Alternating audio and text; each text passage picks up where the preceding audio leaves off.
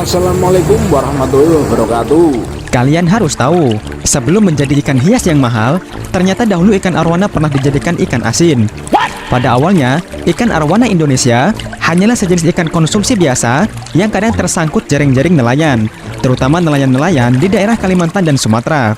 Karena ukurannya cukup besar dan dagingnya yang tebal, oleh para nelayan, ikan ini kerap dijadikan ikan asin. Tapi, karena rasa daging yang tidak enak, ikan asin dari ikan ini menempati kasta kedua dalam komoditas ikan asin di pasaran. Hingga pada tahun 1969, ikan arwana dinyatakan sebagai spesies fauna dengan kategori rawan punah. Ikan arwana. Arwana ini berasal dari Pulau Kalimantan.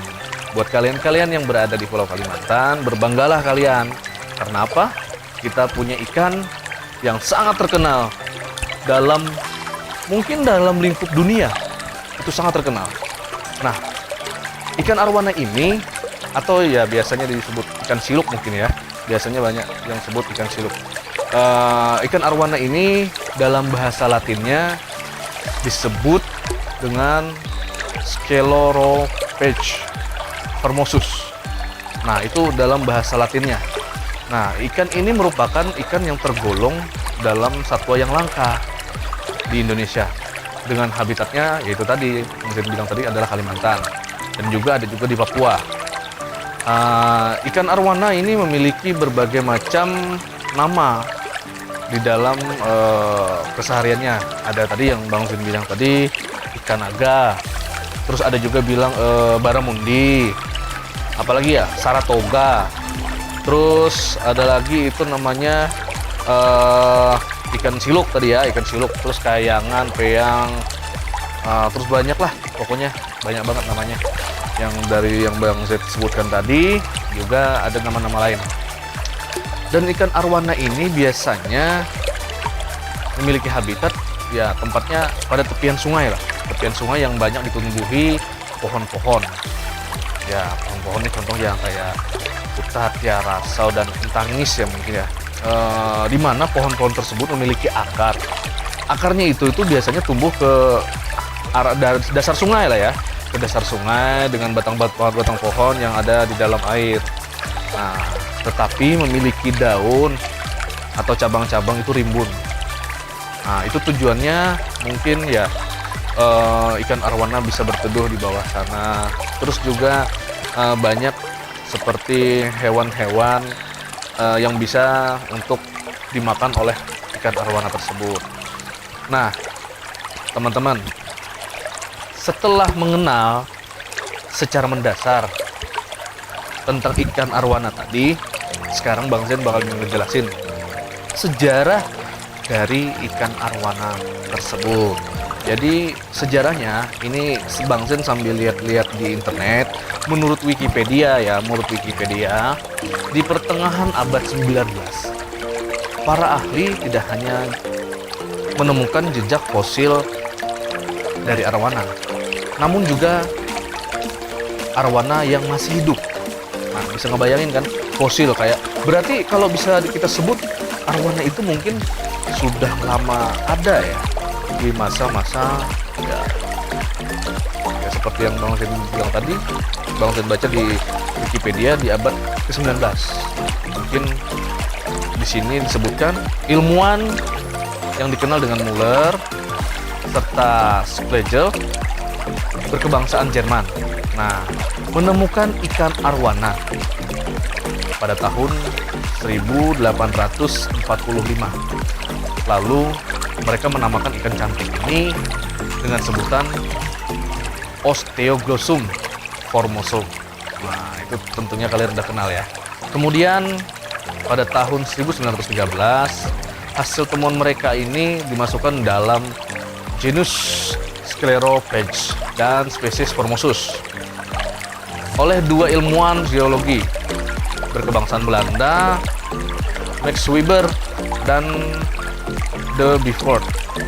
Nah, kemudian ada juga sejarah mengatakan, menurut Wikipedia, pada tahun 1864 ilmuwan dari negara Ratu Elizabeth, tahu kan Ratu Elizabeth, itu dari Inggris.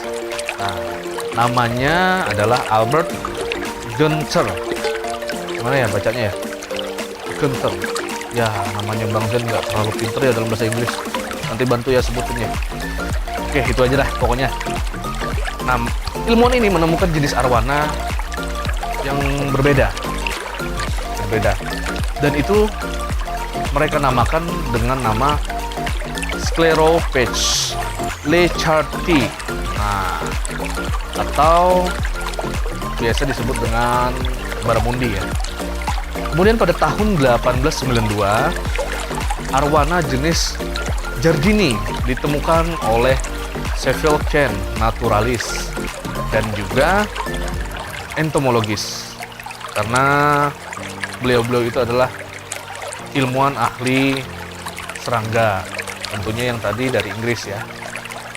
Kemudian juga di sini mengatakan ada ilmuwan dari Jepang bernama Kanazawa menemukan arwana jenis Osteoglossum ferreri. Nah, arwana yang berwarna hitam perak. Dan ini didapatkan di daerah perairan Brazil. Di daerah perairan Brazil mungkin yang sering kita sebut adalah arwana silver Brazil. Nah, ini video, oh maaf bukan video, ini fotonya. Nah, itu tadi fotonya ya. Nah guys, di pesatnya perkembangan teknologi dunia, masalah informasi, teknologi dan segala macam ya. Suatu kejadian yang terjadi di dunia dan juga Indonesia tentunya mengenai informasi tentang arwana bisa diakses oleh orang-orang di dunia melalui internet dan macam-macam.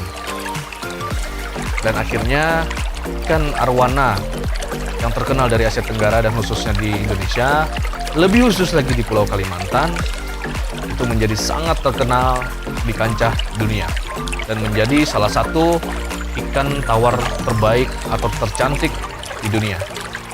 Itulah mengapa kiprah perusahaan untuk penangkaran ikan arwana di Indonesia menarik hobis mancanegara untuk meliputnya.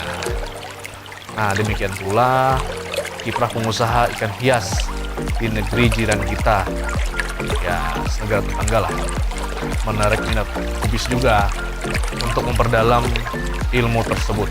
Nah, seiring kemajuan zaman, kecenderungan orang-orang memelihara arwana di dalam negeri semakin menunjukkan peningkatan.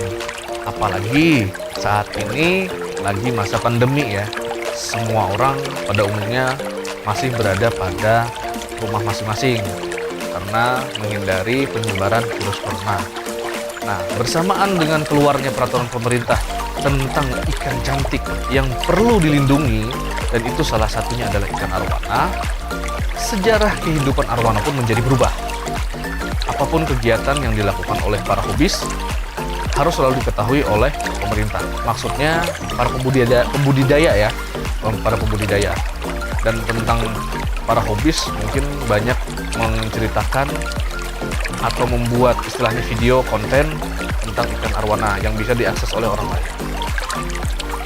Nah, dari penjelasan Bang Zen tadi, mungkin banyak jenis-jenis yang Bang Zen sebutkan. Contoh tadi ada ikan arwana silver Brazil. Di sini Bang